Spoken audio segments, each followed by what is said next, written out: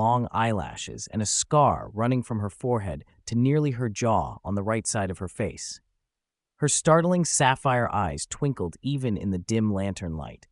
She scanned the area. No one seemed to be in sight. Now more accustomed to the dark, she could tell that no one had been there for months. But what of this fresh blood? Perhaps a mercenary searching for plunder had met the wrong end of a sword. Slowly, she lowered herself to the ground, sitting with her legs crossed. Setting her staff in her lap, she whispered in that strange tongue again. The stone ground shook slightly. From the stone, a deep purple flame arose, encircling her. Silence fell. Even the howling trees ceased. Suddenly, the flame disappeared. She raised her lantern and used it to help herself up, stumbling for a moment. As she steadied herself, an arrow clanged against the castle wall. She flung herself to the ground. From a high tower some 100 feet away, a declaration of battle rang out. Struggling to stand, she collapsed again. The arrow had ricocheted off the wall, landing at her feet. In the light, she saw the sheen of a blood-tipped arrow. A hunter was pursuing her.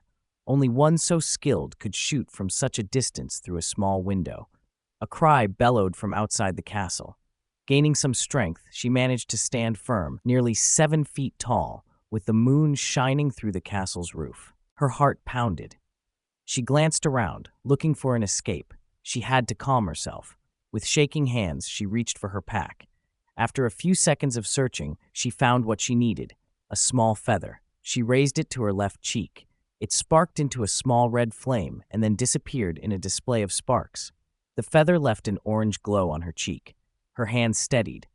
Grabbing a stone from her waist bag, she began marking symbols into the ground. The marks glowed, filling the room with light. She knew it would give away her position, but she had no other option. Another cry from the hunter, closer this time. Her ears perked like a feline's. Her face reddened with embarrassment. Then silence. A loud voice rang from the room's entrance. "Come on out now. We know you're in there. Don't make me ask twice, or Ramsay forbid we come in after you." It was just as she feared. The use of "we" indicated more than one. She was already weak from her earlier spell. She had used too much strength, searching for the horn. She saw no way out. "I told you I ain't gonna ask twice. Your petty spells won't scare me," bellowed the voice. A small item rolled into the room. She recognized it, but too late. A small explosion knocked her down as 3 figures piled into the room. Blinded by smoke, she could make out at least 2 in plate armor. She coughed, expelling blood. The clear liquid flowed down her face. The men marched toward her. One grabbed her, pulling her to her knees. Her vision cleared. A short, staunch man stared up at her with drunken hatred. "What have we here?" "She's a fine one, ain't she, lads?" They laughed. "What say we do with her, Cap'n?" one asked. "I say we skin her alive," said another. A loud clang as the captain slammed his sword hilt into the third man's helmet. "What's wrong with you, idiot? That's not up to us." For as dumb as these 3 were, she knew resisting was hopeless. Hunters are trained to see past tricks. "So what's the boss say we gonna do with her?" "Eh, Captain?" another asked. "The boss wants us to capture any Murs. No fussing about it. We'll take her to the old capital and give her to the boss." Her heart fluttered in anger.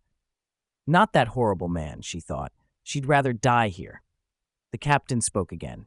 "And what may your name be, fair lady?" She held back anger. Her face scrunched briefly in disgust, but then became solemn. "My name is Ariel, and may I ask your names?" "Ha! Why would we give you our names? We know your mind games, Mur." They laughed, a chorus of mucus-covered lungs. "All right, fellows, we caught the beast. Let's drag her to the boss." With difficulty, they hoisted her to her feet. The captain unveiled a long rope resembling twine. "I reckon you know what this is, then?" She shuddered. It was a rope entwined with slock-bin hair. The captain stood on his toes, bringing the twine around her neck. It stung as it melded with her skin. "All right, you old cur, hurry along. We ain't got much time," the captain said as the others pushed her forward. She stumbled but managed to stand. The sword sheath pointed at her back. "And if ye think of trying anything funny, one tug and that rope will rip your head off. Clear?" He stared up at her, expecting a response. She huffed and began to walk forward. As they left the building, she noticed 3 horses near the wall. "It's a far way to the capital now. We've been on your trail for at least a fortnight, but no need for detours. This path leads to the main road. They marched down the winding road to the highway, a straight shot to Montreal capital. She stared at the fading woods, entering the fields of Ingren. A vast landscape of brown grass stretched for miles. She resigned herself as they headed for that damnable place.